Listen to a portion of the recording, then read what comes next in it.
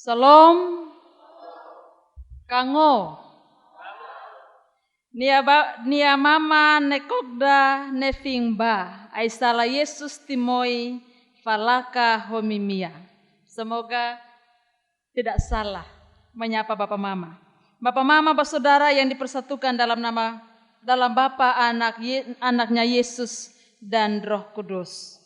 Hari ini kita merayakan Pentakosta dan tema perenungan kita bersaksi dalam pimpinan Roh Kudus.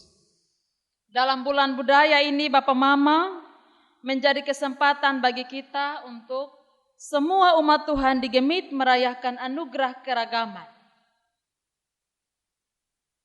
Untuk kita merayakan anugerah keragaman. Sukacita bagi kita bersama bahwa di antara kita ada banyak budaya, etnis, bahasa yang memperkaya kita untuk menyapa Allah, menyebut Allah, mengenal Allah. Saya ingat hari ini tepat 1 tahun saya di Alor. Karena tahun lalu tanggal 19 Mei saya dari Kupang sampai di Alor pas sore hari itu. Hari ini saya 1 tahun di Alor dan bersyukur untuk pimpinan Roh Kudus yang terus menyertai saya ada di tengah Bapak Mama. Saya mau mengartikan sedikit lagu dari lagu Kebelai yang adik-adik kita tarikan tadi. Mereka menari dalam gaya lego-lego, gaya Kebelai, punya artinya bahwa Nusa Rote, Pulau Rote itu tempat simpan ari-ari. Jadi kalau anak sujalan jauh merantau, ingat tempat simpan ari-ari. Ingat nasihat orang tua, Bapak Mama punya nasihat dan ingat kembali ke sana. Nah, bulan budaya mengajak kita untuk tetap mengingat tempat asal kita, dimanapun kita berada. Bulan budaya mengajarkan kita itu. Kita ada di tengah keragaman etnis, budaya, dan bahasa, tapi tetap ingat tempat asal kita, tempat simpan ari-ari kita. Karena dari situ ada sebanyak nilai-nilai budaya yang harus kita ingat, pesan-pesan orang tua, dan harus kembali untuk mengingat itu semua. Saya sangat suka sekali dengan panggilan beribadah. Persekutuan Kristus mengharumkan negeri Nusa Kenari. Seperti manis gula air di negeri Hawu dan negeri Lontar. Persekutuan Kristus membuat bumi menari seindah lenggak-lenggok likurai, bonet, kebelai, lego-lego, padoa yang menghentak bumi. Dan inilah cara Tuhan berbahasa cinta bagi manusia. Bahasa sorga, bahasa Tuhan adalah bahasa kesaksian. Kita merayakan keragaman, karena itu anugerah Tuhan yang sudah bermula di kitab Kejadian. Namun kejatuhan mengakibatkan kerusakan dan kekacauan sehingga manusia tidak dapat mengerti bahasa satu sama yang lain. Kita ingat peristiwa Babel, kisah Menara Babel menjadi bukti kekacauan itu. Awalnya mereka satu bahasa,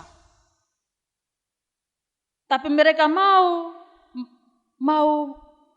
melampaui Allah. Sehingga Allah mengecahkan bahasa mereka. Dan dalam bahasa yang banyak itu mereka tidak mengerti satu sama yang lain. Dan sebab itu ada konflik, ada salah paham yang terjadi. Setiap tahun dalam ibadah Pentakosta Bapak Mama, teks pembacaan kita ini, Pentakosta ini selalu menjadi bacaan kita untuk kita renungkan. Dan ini adalah perayaan yang sangat penting dan berharga. Karena Allah berkenan memulihkan bahasa-bahasa manusia yang tadinya tidak dimengerti. Sesama selalu salah paham, ada konflik. Tapi oleh Roh Kudus bahasa dipakai untuk membuat manusia saling mengerti, terutama mengerti siapa Allah dan apa maksud Allah bagi dunia. Pertama itu yang mengerti Allah itu, yang tahu kenal Allah itu hanya bangsa Israel. Bangsa lain tidak mengenal Allah. Tapi dalam peristiwa Pentakosta, semua bangsa, semua bahasa mengenal Allah.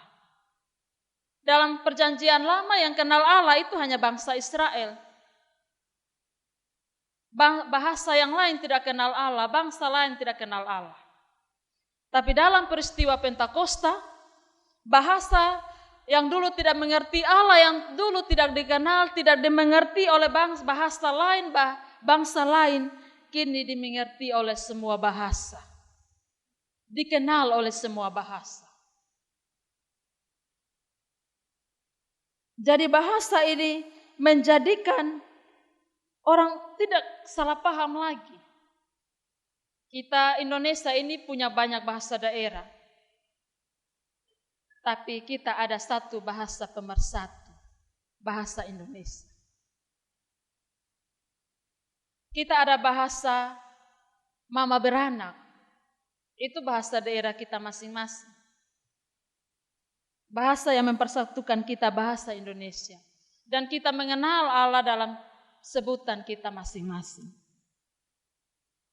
Ketika banyak bahasa diucapkan tanpa menimbulkan kekacauan, itulah bahasa Roh Kudus. Pentakosta itu hari ke-50 sejak kebangkitan Yesus. Dan ini peringatan sebagai peristiwa turunnya Roh Kudus dan juga dimaknai sebagai lahirnya gereja.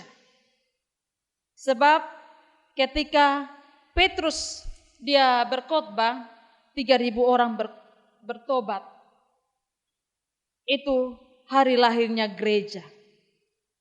Dan Roh Kudus dianugerahkan bagi gereja untuk terus menyaksikan perbuatan Allah dan meneruskan karya penyelamatan yang dikerjakan oleh Allah di tengah dunia ini.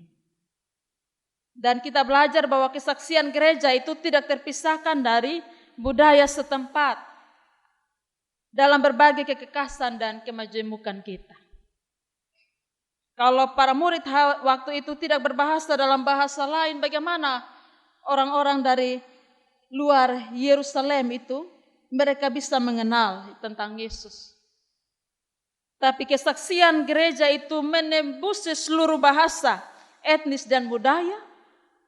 Dan kesaksian gereja itu juga tidak terpisahkan dari budaya, maka sungguh nama Tuhan dimuliakan.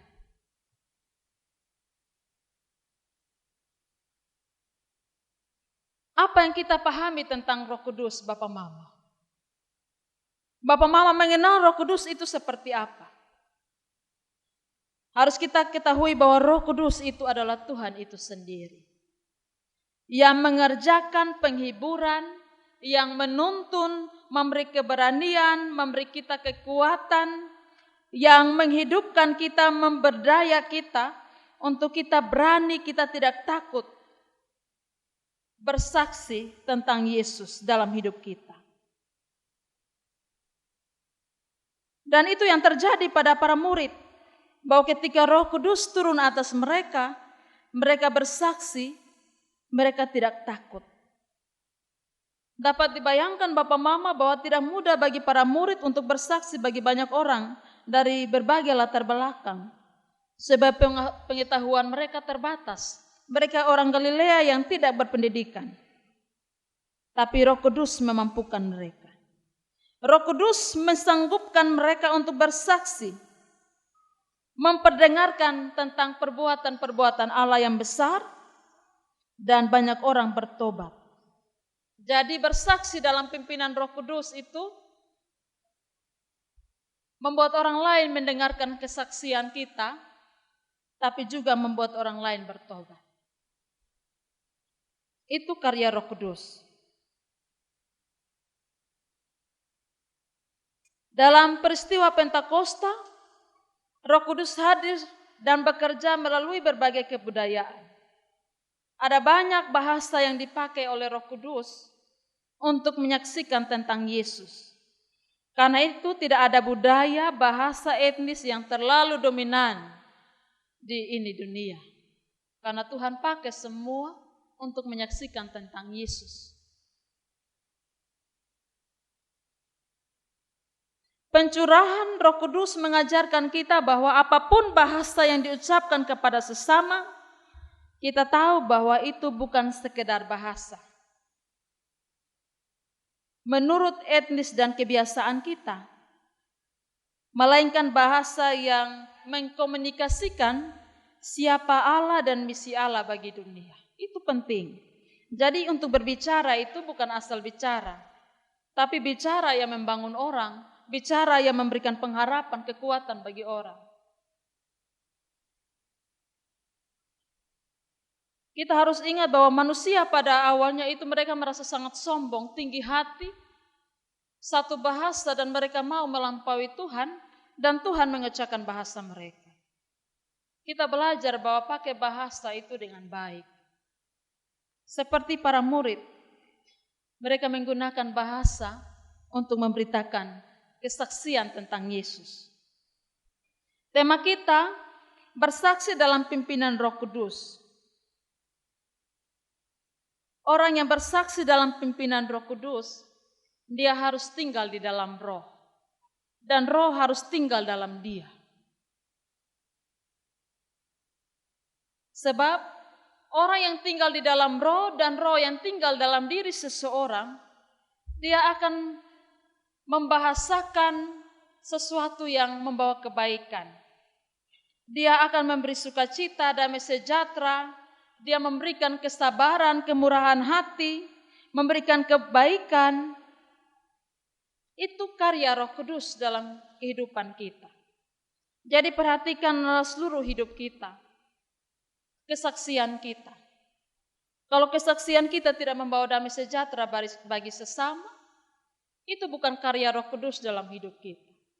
Karena karya Roh Kudus itu karya yang membawa damai sejahtera dan berkat. Karya kebenaran, karya penuh kelemah lembutan. Jadi jangan bilang kita ada niat jahat dengan orang, kita beromong orang, tapi kita bilang Roh Kudus yang memampukan kita untuk berbicara itu. Roh Kudus tidak mengerjakan hal-hal demikian. Roh Kudus hanya mengerjakan hal-hal kebaikan, kebenaran. Nah, lihatlah kesaksian kita. Orang yang bersaksi dalam pimpinan Roh Kudus itu dia punya kesaksian hidup itu beda. Baik dia punya kata, dia punya sikap, dia punya budaya, dia punya bahasa itu beda. Dia membahasakan Allah. Itu karya Roh Kudus.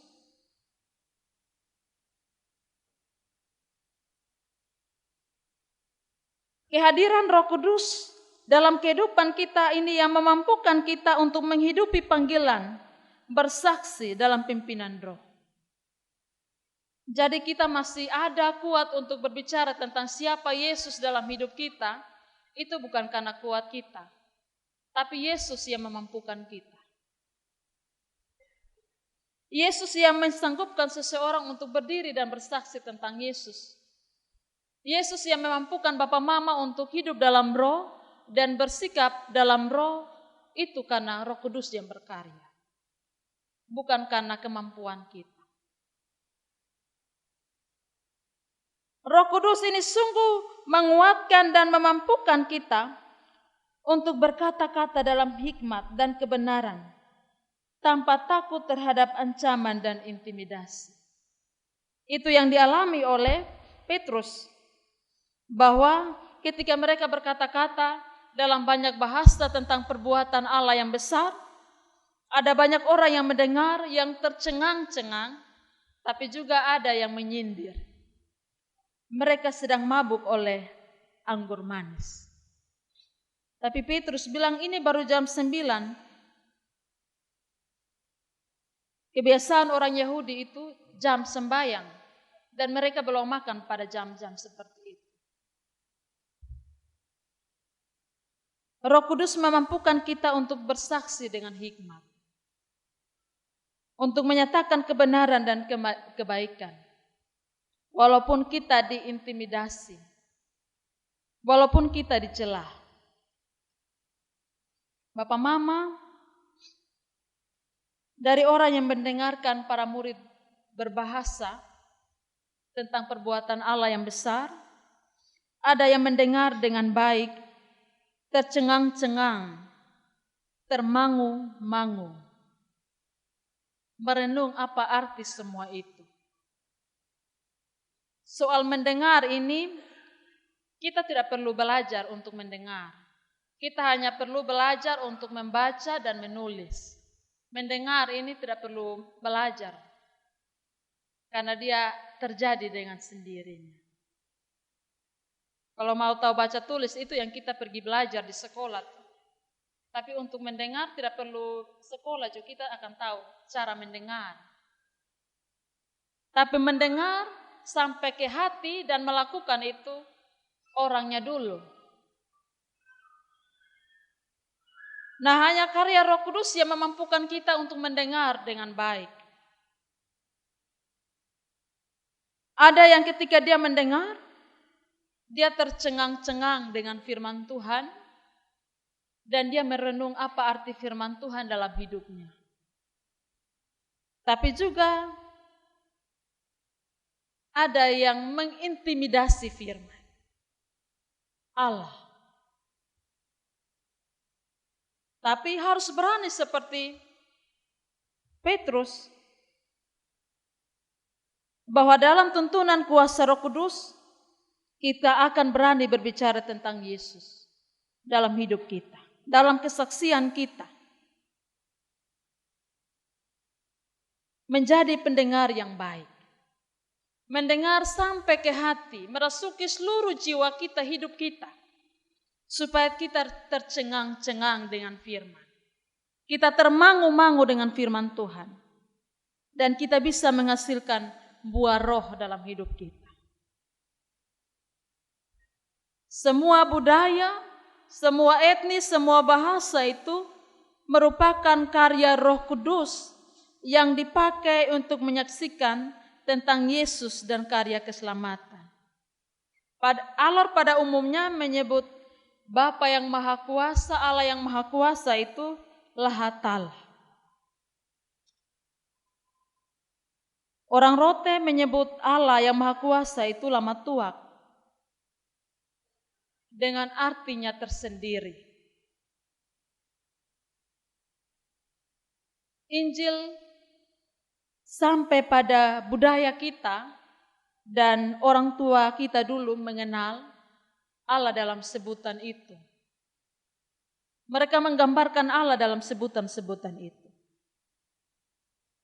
Mereka menggambarkan tentang Allah yang maha besar, maha tinggi, maha kuasa, maha dahsyatnya,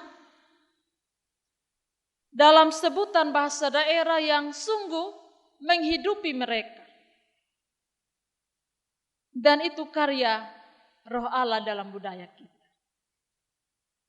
Dalam perayaan Pentakosta, Roh Kudus dalam bahasa Abui Timoi Falaka, pembawa terang.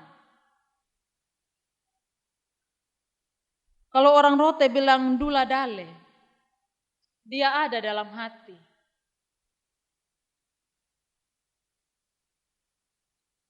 Roh Kudus yang ada dalam hidup kita, pembawa terang itu, dia harus menjadi kesaksian bagi orang lain.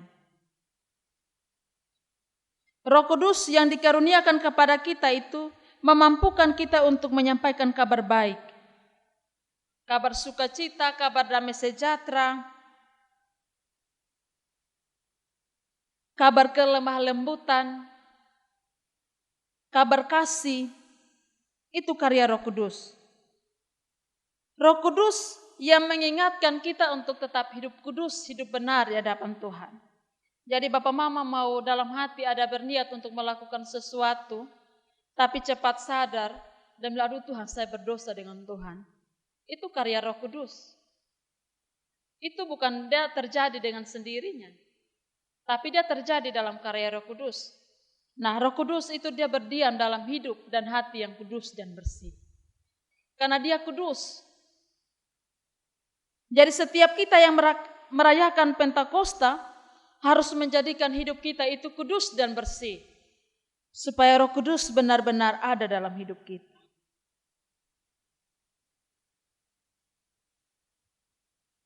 Persekutuan di antara kita dan hubungan kita dengan orang lain menjadi bukti betapa Roh Kudus telah bekerja dalam hidup kita. Orang yang hidupnya bersaksi dalam pimpinan Roh, dia selalu menjaga hubungan yang rukun. Menjaga hubungan yang damai, harmonis dengan orang lain dan sesama. Itu karya Roh Kudus. Roh Pentakosta dalam perenungan kita di perayaan Pentakosta itu roh yang mempersatukan. Jadi ada 3.000 orang bertobat ketika mendengarkan kesaksian para murid. Maka roh yang mempersatukan itu harus ada pada kita. Ada tembok pemisah di antara kita karena budaya, karena perbedaan bahasa, ataupun juga di antara kita sebagai sanak saudara, tetangga, kenalan, teman kerja. Kalau kita merayakan Pentakosta, mengalami pencurahan Roh Kudus, maka mempersatukan kita, harus itu terjadi. Roh Pentakosta itu roh kerjasama untuk melestarikan persekutuan. Jadi kita ada dalam berbagai keragaman, etnis, budaya, dan bahasa. Tapi ada kerjasama untuk melestarikan persekutuan dan itu terjadi. Ini hari kita merayakan multi etnis. Bahwa dalam semua bahasa perbedaan kita satu di dalam Tuhan. Ingat baik-baik, kita satu dalam Tuhan. Kita bersaudara. Karena kita boleh lebu.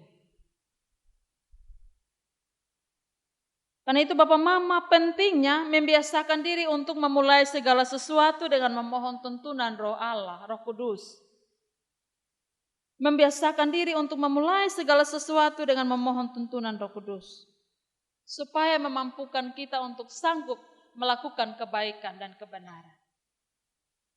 Harus membiasakan diri. Kehidupan setiap kita yang merayakan Pentakosta adalah kehidupan yang memiliki kata-kata yang dipenuhi Roh Kudus, yang mempersatukan, membangun, mendamaikan, dan bukan merusak, menghasut, memecah belah. Yang merusak, menghasut, memecah belah itu roh antikristus itu. Tapi mempersatukan, membangun, mendamaikan itu Roh Kudus yang berkarya. Jadi jangan sampai kita sebut diri kita anak Allah, anak Tuhan, tapi yang ada dalam kita pun diri itu roh antikristus. Upayakan supaya menghidupi roh Allah dalam hidup kita. Roh itu yang memampukan kita untuk bersaksi tentang kasih Allah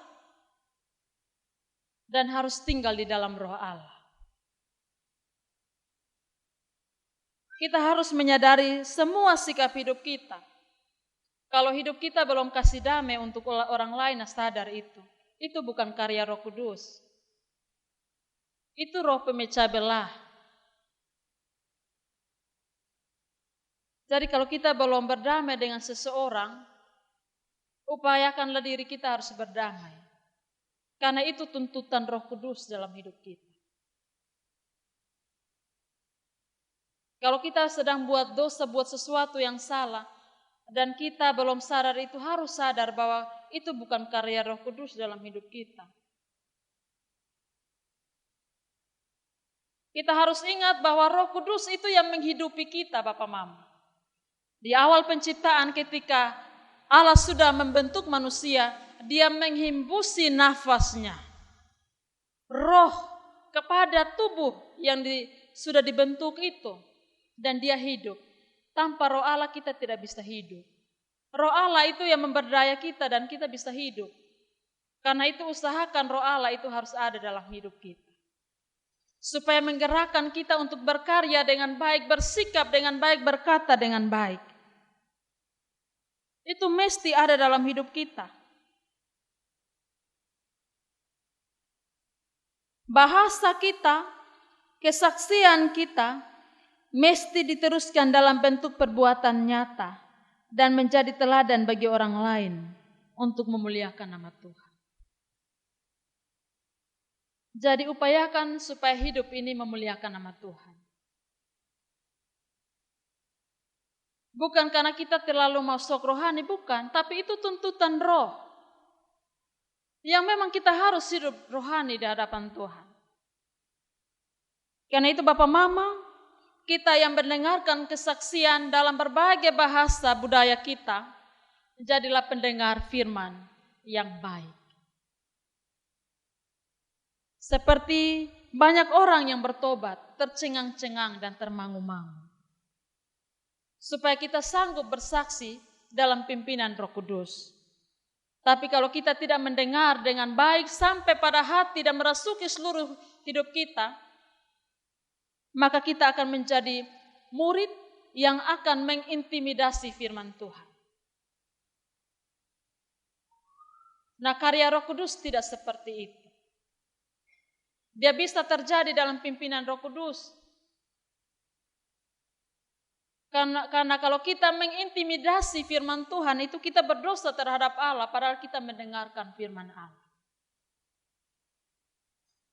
Karena itu Bapak Mama, Saudara, saya percaya bahwa kita semua yang telah merayakan Pentakosta hari ini, Yesus sudah kita kenal, ada di antara kita. Roh Kudus sudah ada pada kita.